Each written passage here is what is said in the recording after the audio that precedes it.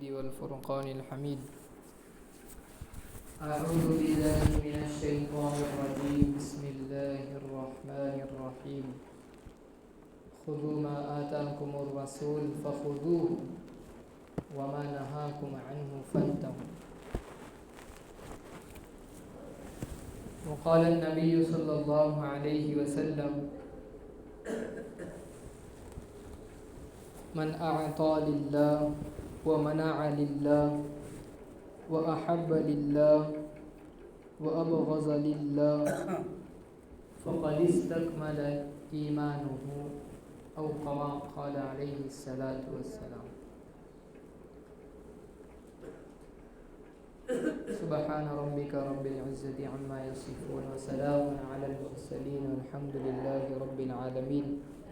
اللهم صل على سيدنا محمد وعلى آل سيدنا محمد وبارك وسلم. محترم بزرگوں، دوستوں، عزیز ساتھیوں، اللہ تبارک و تعالیٰ کا بے انتہا کرم اور احسان ہوا کہ اللہ تبارک و تعالیٰ نے ہم سب کو ایمان کی دولت سے مالا مال فرمایا. اسلام جیسے عظیم دین کو ہمارا دین بنایا. اب جس کے زندگی میں دین ہوگا وہ شخص کامیاب ہوگا، اور جس کے زندگی میں دین نہیں ہوگا وہ ناکام ہوگا.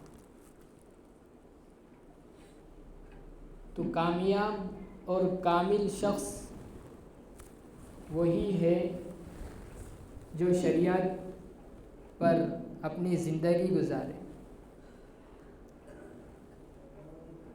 حدیث شریف میں نبی اکرم صلی اللہ علیہ وسلم ارشاد فرماتے ہیں کہ آپ نے 4 چیزیں ارشاد فرمائیں، تو جس کے زندگی میں وہ 4 چیزیں ہوں گی تو خود حضور اکرم نے اس کے کامل ایمان والا ہونے کی گواہی دی.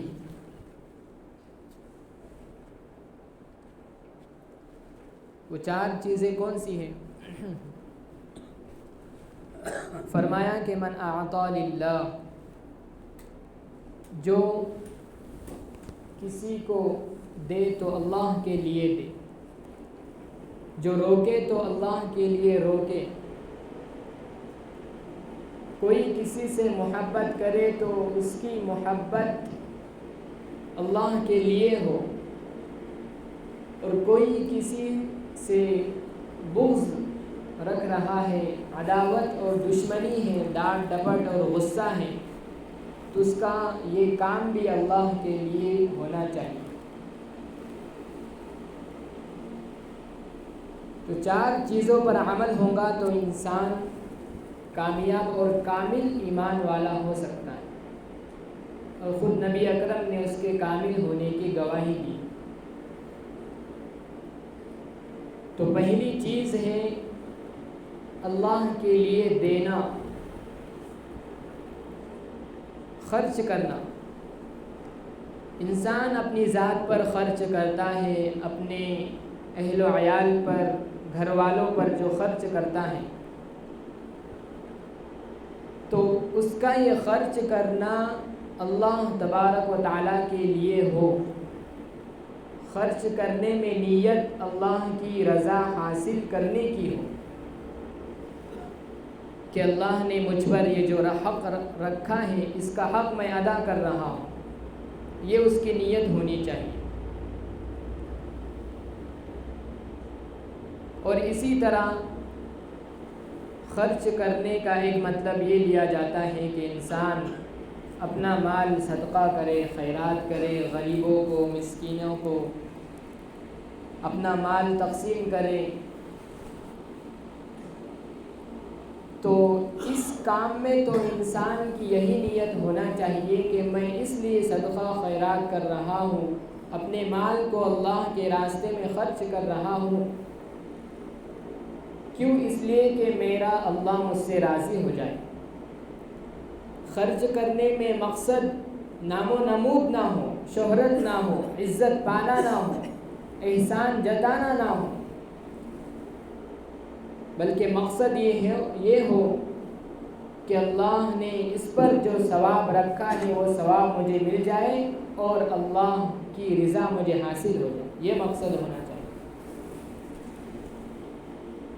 تو ایک ایمان والے کا تو صدقہ خیرات میں یہ مقصد ہوتا ہی ہے، لیکن اس کے علاوہ جو کام ہم کرتے ہیں، یعنی جو معاملہ کرتے ہیں، لین دین کرتے ہیں، خرید و فروخت کرتے ہیں، اس میں بھی اگر انسان کے سوچنے کا رخ بدل جائے تو وہ دنیاوی کام بھی دین بن سکتا ہے، جس سے اللہ پاک راضی ہو سکتے ہیں۔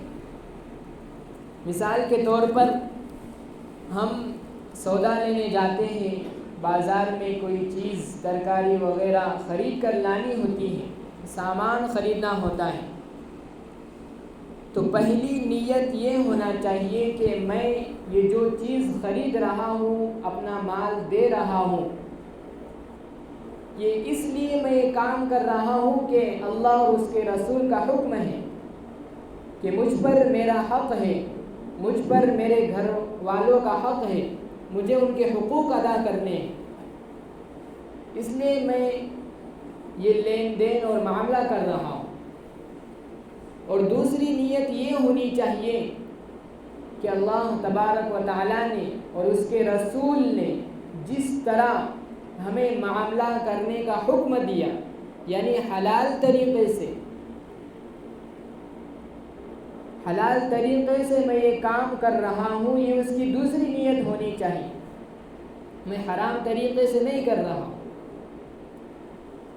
تو پہلے یہ کہ مجھے حقوق ادا کرنے ہیں، اور دوسرے یہ کہ اللہ اور اس کے رسول نے جیسا بتلایا ہے میں ویسا کام کر رہا ہوں، تو دیکھنے میں تو یہ نظر آئے گا کہ اس نے تو اپنا فائدہ حاصل کیا، اپنا سامان لیا اور اپنے پیسے لیے، اپنے پیسے دیے، اور اسی طرح دنیا کے نظر میں یہ تو ایک دنیاوی کام ہوگا، لیکن اگر اس کی نیت اللہ کو راضی کرنے کی ہے تو یہی دنیاوی کام اس کے لیے دین بن سکتا ہے۔ صرف نظر کا زاویہ بدلنے کی دیر ہے۔ علماء فرماتے ہیں کہ اگر جو کام ہم دنیا میں کرتے ہیں اس کے دوسرے رخ کو دیکھا جائے، دینی اعتبار سے دین کا چشمہ لگا کر دیکھا جائے، تو وہ دنیاوی کام ہمارا دین ہے، اس لیے کہ حضور اکرم نے کوئی ایسی چیز نہیں چھوڑی جس کے بارے میں اپنی امت کو تعلیم نہ دی ہو۔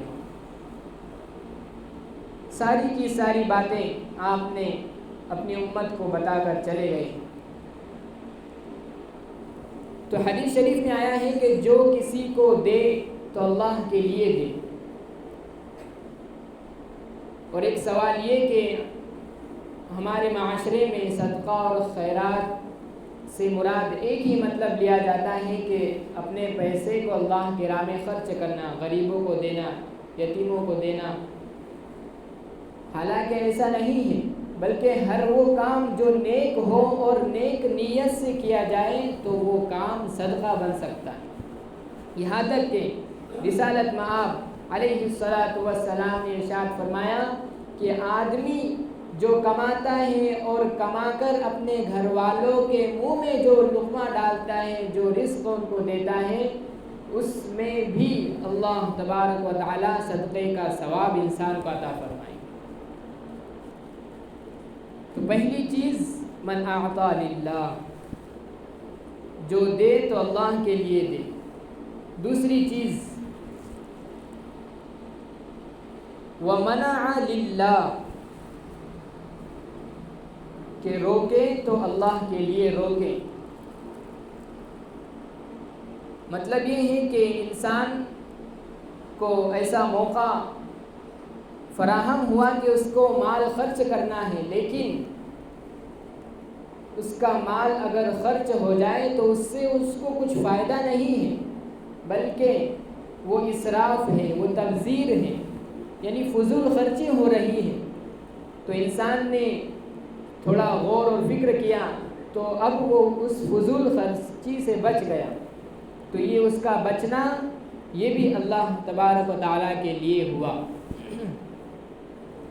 قرآن کریم میں اللہ پاک ارشاد فرماتے ہیں ان المبذرین کانوا اخوان الشیاطین، کہ فضول خرچ کرنے والے یہ کون لوگ ہیں؟ یہ لوگ شیطان کے بھائی ہیں، اور شیطان اپنے رب کا نافرمان ہے، لہٰذا اس کے بھائی بھی اپنے رب کے نافرمان ہوئے۔ تو فضول خرچی سے وہ بچ گیا۔ ایک دوسرے یہ کہ کسی نے اس سے کچھ پیسے لیے، کوئی پیسے مانگ رہا ہے کہ مجھے اتنے 1000 روپے دے دو، تو اب اس نے غور کیا کہ میں اگر اس کو پیسے دے دیتا ہوں تو یہ اس کو حلال کام میں نہیں بلکہ حرام کام میں خرچ کرے گا،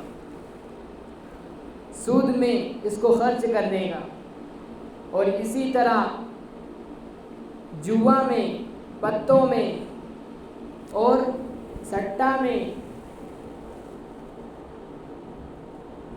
اس کو لگائے گا، اپنے مال کو ضائع کر دے گا۔ تو اب اس نے غور اور فکر کیا تو سامنے والے شخص کو اس نے پیسے دینے سے انکار کر دیا، تو یہ اس کا انکار کرنا یہ بھی اللہ تبارک و تعالیٰ کے لیے ہوا، اس لیے کہ اس کا پیسہ حرام کاموں میں مشغول ہونے سے بچ گیا۔ تو یہ دوسری صفت کہ جو روکے تو اللہ تبارک و تعالیٰ کے لیے روکے۔ اور نبی اکرم صلی اللہ علیہ وسلم نے آگے حدیث میں ارشاد فرمایا کہ وَأَحَبَّ لِلَّهِ، کہ کامل مومن وہ ہے جس میں یہ صفت ہونی چاہیے کہ وہ کسی سے محبت کرے تو اس کا یہ محبت کرنا بھی اللہ تبارک و تعالیٰ کے لیے ہو، اللہ کی رضا اس میں مقصود ہو، یہ اس کا مقصد ہونا چاہیے۔ مثال کے طور پر ہم کسی اللہ والے سے محبت کرتے ہیں، کسی بزرگ سے، کسی ایمان والے سے محبت کرتے ہیں، تو ظاہر ہے کہ ہمارا اس سے یہ محبت کرنا اس میں کوئی دنیاوی مقصد نہیں ہوتا کہ ہمیں شہرت مل جائے، ہمیں عزت مل جائے، ہمیں مال حاصل ہو جائے، نہیں، بلکہ اس اللہ والے سے محبت کرنے کا مقصد یہی ہوتا ہے کہ اس میں ہمارا دینی فائدہ ہے، کہ ہم اس کے ساتھ اٹھ بیٹھ کریں گے، اس کے ساتھ رہیں گے، اس سے ملاقات ہوتی رہیں گی تو ہمارے علم میں اضافہ ہوگا، اسی طرح ہمارا ایمان سلامت اور محفوظ ہونے لگے گا، یہ اس کا مقصد ہوتا ہے۔ تو ایک تو محبت اللہ تبارک و تعالیٰ کے لیے ہوتی ہے، اس کے علاوہ دوسری جو محبت ہے وہ محبت اپنے والدین کے ساتھ ہے، اپنے رشتہ داروں کے ساتھ ہے، اپنے دوست احباب کے ساتھ ہے۔ اس میں بھی اگر انسان اپنا زاویہ نظر بدل لیتا ہے، چینج کر لیتا ہے، تو اس کا یہ محبت کرنا بھی اللہ تبارک و تعالیٰ کے لیے بن جائے گا۔ کہ دنیا کے اعتبار سے تو ہر کوئی اپنے رشتہ داروں سے، خاندان سے محبت کرتا ہے، لیکن ایک کامل مومن وہ ہے جو اس نیت سے محبت کرے کہ اللہ اور اس کے رسول نے اپنے رشتہ داروں سے، خاندان سے محبت کرنے کا، الفت کرنے کا، صلہ رحمی کرنے کا ہمیں حکم دیا ہے۔ حدیث شریف میں آیا ہے صل من قطعک واعف عن من ظلمک واحسن الی من اساء الیک، اور اسی طرح والدین کے ساتھ محبت ہونی چاہیے، اس لیے کہ اللہ اور اس کے رسول نے محبت کا حکم ہمیں دیا ہے۔ اور قربان جائیے اس نبی پر کہ جس نے یہاں تک ارشاد فرما دیا کہ اپنے والدین پر جو ایک نظر ڈالے گا تو اللہ تبارک و تعالی اس کو ایک حج اور عمرے کا ثواب عطا فرمائے۔ تو یہ محبت کرنا یہ بھی ہمارا دین بن سکتا ہے، لیکن پہلے نیت کا استحضار ہونا چاہیے، ہر کام اللہ کو مد نظر رکھتے ہوئے ہونا چاہیے۔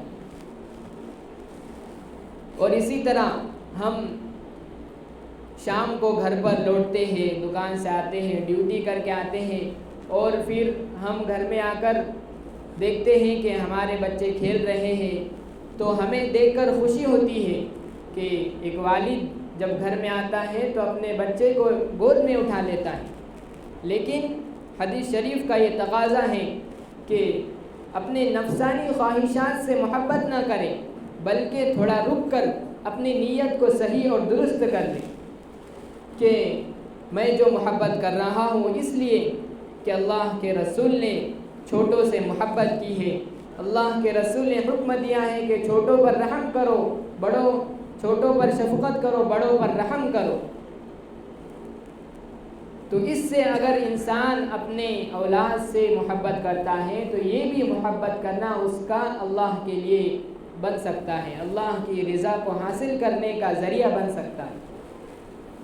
حضور اکرم صلی اللہ علیہ وسلم کیسی محبت فرماتے تھے کہ ایک مرتبہ خطبہ دے رہے ہیں، ممبر پر تشریف ہے، دیکھا کہ حضرت حسین حضرت حسن رضی اللہ عنہ آ رہے ہیں، تو آپ نے ممبر سے نیچے اتر کر ان کو اپنے گود میں لیا اور پھر خطبہ دینا شروع فرمایا۔ آپ نماز پڑھ رہے ہیں، بچی آپ پر سوار ہو جاتی ہے، آپ اس کو کندھے سے اتار دیتے ہیں۔ کیسی محبت اور عفو و درگزر آپ صلی اللہ علیہ وسلم کی زندگی میں تھی۔ تو حدیث شریف میں یہ بیان کیا گیا ہے کہ انسان جو محبت کرتا ہے اس میں اگر انسان اپنی نیت کو درست کر لے تو وہ محبت اللہ کو رضا، اللہ کو راضی کرنے والے کا ذریعہ بن سکتی ہے۔ اور اسی طرح چوتھی چیز جس میں نبی کریم صلی اللہ علیہ وسلم نے ارشاد فرمایا، وَأَبْغَضَ لِلَّهِ فَقَدِ اسْتَكْمَلَ الْإِيمَانُ، کہ ہم کسی سے، کوئی شخص ہے، کسی سے دشمنی اس کی ہے، کسی سے بغض ہے، کسی کو ڈانٹ ڈپٹ کر رہا ہے، کسی پر وہ غصہ ہے، تو اس کا یہ غصہ کرنا یہ بھی اللہ تبارک و تعالیٰ کے لیے ہونا چاہیے۔ اس کا مطلب یہ ہے کہ سامنے والے شخص کے اندر جو برائی ہے اس برائی سے، اس فعل سے اس کو نفرت ہونی چاہیے، گناہ سے نفرت ہونی چاہیے، گناہ گار سے نہیں، فاسق کے فسق سے اور فاجر کے فجور سے اس کو نفرت ہونی چاہیے، اس پر اس کو غصہ آنا چاہیے، نہ کہ اس کے کرنے والے پر۔ یہ اس کا مطلب ہے۔ ہمارے اسلاف نے جس طرح زندگی گزاری ہے تو ان کے قدم قدم پر یہی ایک مقصد ہوتا تھا کہ ہم جو یہ کام کر رہے ہیں اس میں اللہ کی رضا ہمیں حاصل ہو سکتی ہے یا نہیں۔ وہ کسی بھی طرح کا وہ کام ہو، غصہ ہو، محبت ہو، اسی طرح کھانا پینا ہو، ہر قدم پر وہ اللہ کو اپنے مد نظر رکھتے تھے اور اس کو راضی کرنے کی کوشش اور فکر میں لگے رہتے تھے۔ حضرت علی رضی اللہ عنہ ایک مرتبہ کسی یہودی نے آپ صلی اللہ علیہ وسلم کے شان میں گستاخی کر دی، تو آپ کو فوراً غصہ آیا اور آپ نے اس سے لڑنا شروع کر دیا اور اس کو پچھاڑ کر زمین پر گرا دیا اور اس کے سینے پر چڑھ بیٹھے۔ تو اس یہودی نے دیکھا کہ میں تو اب کچھ کر نہیں سکتا ہوں، تو اس نے آپ کے چہرے پر تھوک دیا۔ تو اس کام کے ساتھ حضرت علی رضی اللہ عنہ نے اس کو چھوڑ دیا اور وہاں سے ہٹ گئے۔ ساتھیوں نے کہا کہ حضرت پہلے تو اس نے نبی علیہ الصلاۃ والسلام کی شان میں گستاخی کی، پھر آپ کے چہرے پر تھوکا، یہ تو اور زیادہ غصے کا مستحق ہے، تو آپ نے اسے کیوں چھوڑ دیا؟ تو فرمایا کہ میں پہلے اس سے جو لڑ رہا تھا اس میں میرا مقصد یہ تھا کہ میں اللہ اور اس کے رسول کے لیے اس سے لڑ رہا تھا، اس سے مخاصمہ کر رہا تھا، لیکن جب اس نے میرے چہرے پر تھوکا تو مجھے غصہ آیا۔ تو اس غصے میں اور اس لڑنے میں کافی زمین آسمان کا فرق ہے کہ جب اس نے تھوکا تو میری نیت بدل گئی اور میں اللہ اور اس کے رسول کے لڑنے کے بجائے اپنے لیے اگر کچھ کرتا، اس کو مارتا تو اپنے نفع کے لیے، اپنے مقصد کے لیے اس کو مارتا، اس لیے میں وہاں سے اٹھ گیا۔ گویا کہ ہر چیز پر غصے کے منہ میں لگام ڈال رکھی تھی کہ اگر غصہ بھی آ جائے تو پہلے تول لیتے تھے کہ اس غصے سے اللہ راضی ہوگا یا نہیں۔